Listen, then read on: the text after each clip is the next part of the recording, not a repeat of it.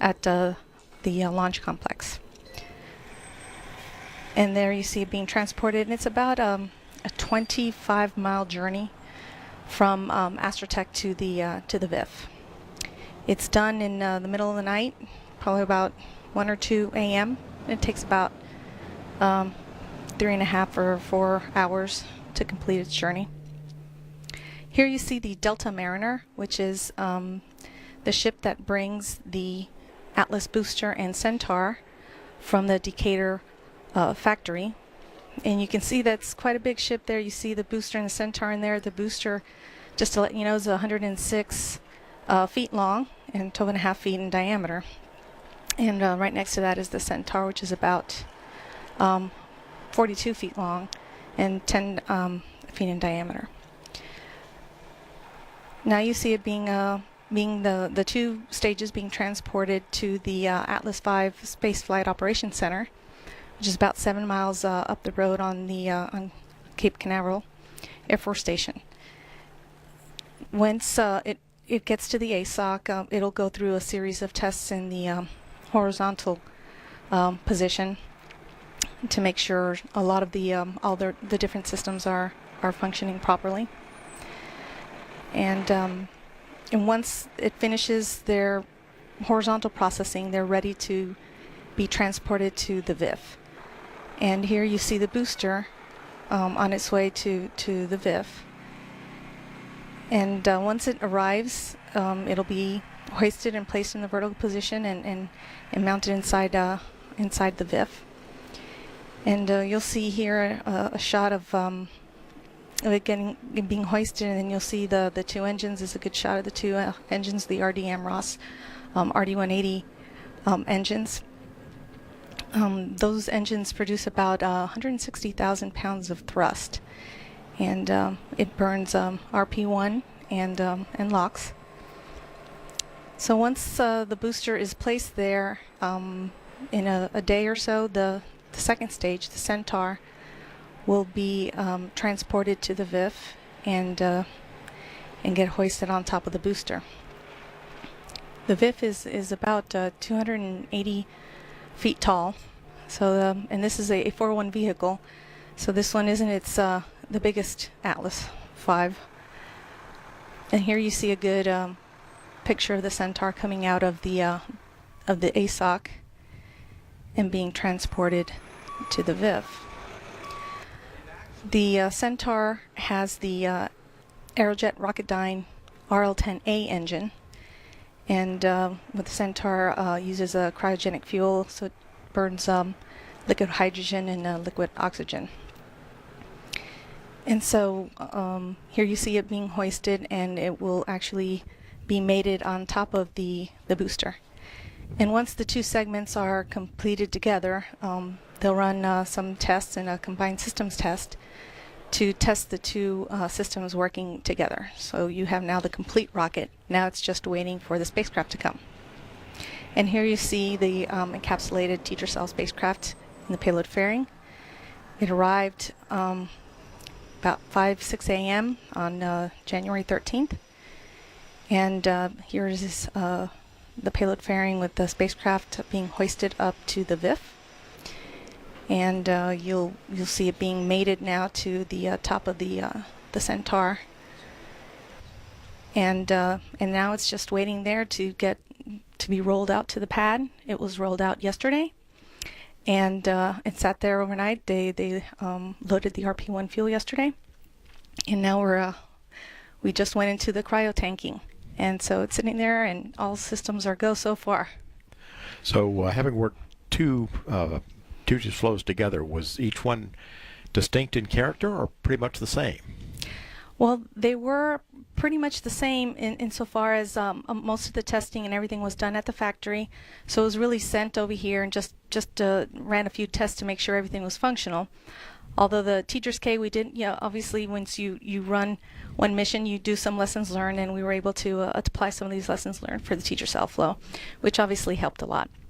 Well, Dinah, thank you very much, and best of luck. And we still have a good bit of the countdown to go, but everything seems to be going well. Thank you very much. Thank you. At T-minus 1 hour, 50 minutes, 19 seconds and counting. This is Atlas Launch Control. I have one range safety closure for tonight of 02:13:00 Zulu. Roger. T-minus 1 hour, 50 minutes. CLC performing comm checks on countdown net 1. NSC. Loud and clear. NLM. NLM channel 1. NLM. This is NLM. And have you loud and clear. I read you loud and clear as well. SMD. This is SMD. I have you loud and clear. LDD. LDD, read you loud and clear. TD. TD, read you loud and clear. NCE. NASA CE, loud and clear. Completes comm checks. LC, step 220, CFA purge in displacement mode. Roger.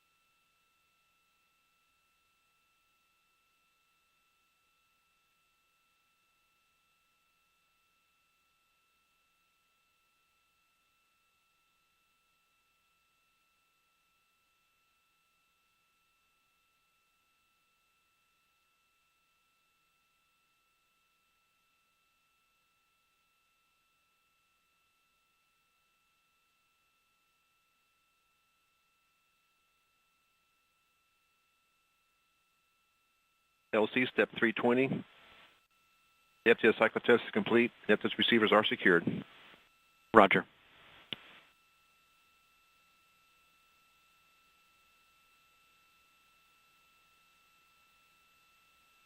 LC, step 270, Centaur LO2 transfer line chill down is complete. Roger.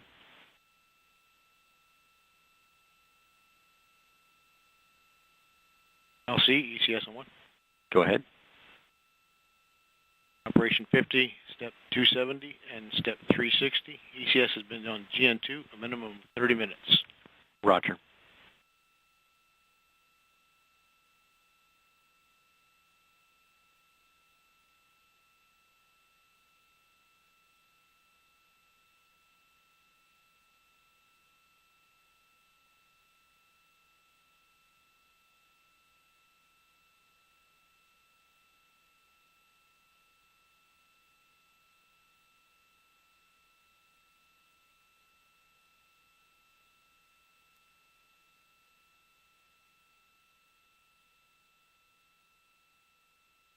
LC, step 270. CEC safing purge is active. Roger.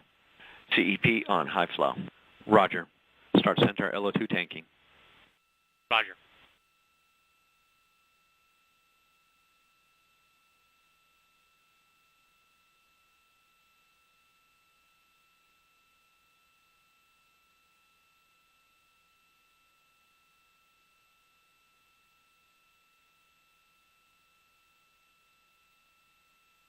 Centaur Max LC. Go ahead. Perform Centaur LH2 SVV cycle test. Roger.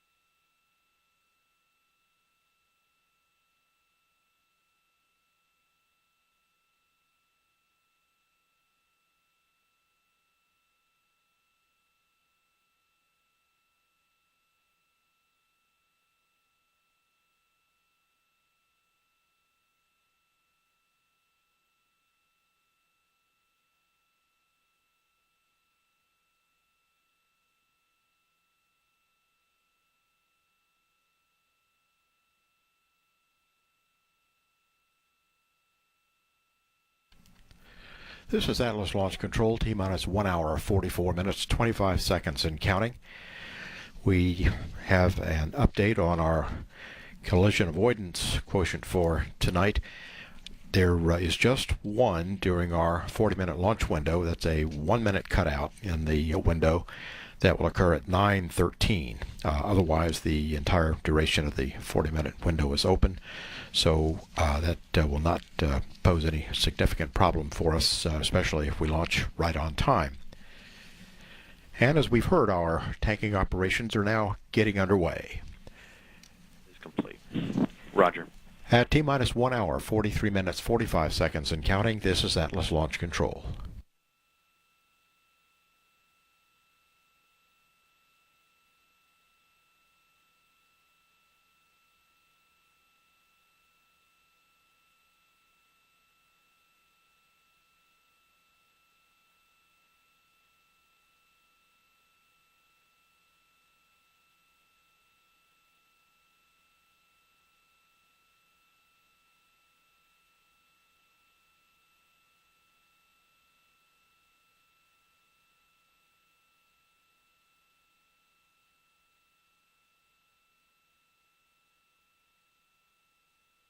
T-minus 1 hour, 43 minutes.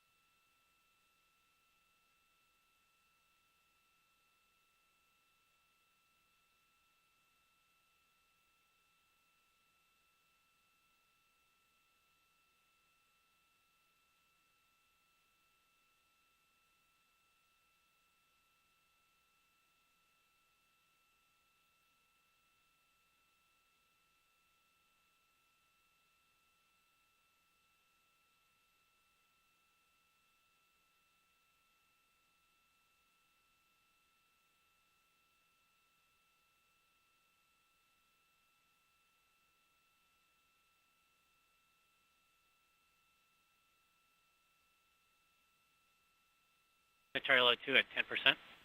Roger.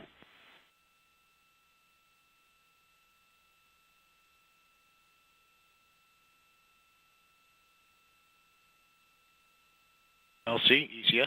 Go ahead. Yeah, port operation 50, step 370. Payload and CEM ECS has been on GN2 for 40 minutes minimum. Roger.